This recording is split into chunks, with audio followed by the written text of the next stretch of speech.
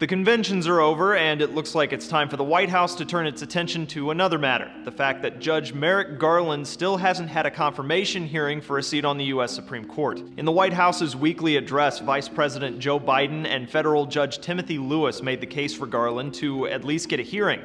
The sitting president shall, not may, but shall nominate someone to fill a vacancy on the Supreme Court with the advice and consent of the Senate.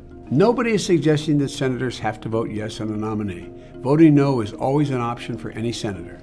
And deciding in advance to simply turn your back, it's not an option. Of course, a majority of the Senate disagrees. In July, Garland set the record for the longest wait for a Supreme Court hearing, beating out Louis Brandeis, who waited 125 days back in 1916. After Justice Antonin Scalia died, prominent Republicans began arguing that a Supreme Court nominee shouldn't be confirmed until after the November election. Garland wouldn't be the first justice confirmed to a judicial post in an election year. As Biden points out, Lewis is living proof of that, having been confirmed within 4 weeks of a presidential election. But Lewis was never on the Supreme Court. The last time a Supreme Court nominee was confirmed in an election year was Benjamin Cardozo in 1932. The biggest issue that Biden and Lewis highlight is the threat of 4-4 ties in the Supreme Court. When that happens, decisions revert to what the lower court decided. Unresolved decisions by the Supreme Court are leading to federal laws that should apply to the whole country,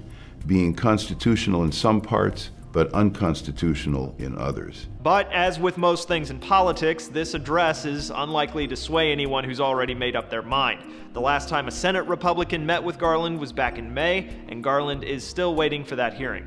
For Newsy, I'm Cliff Judy.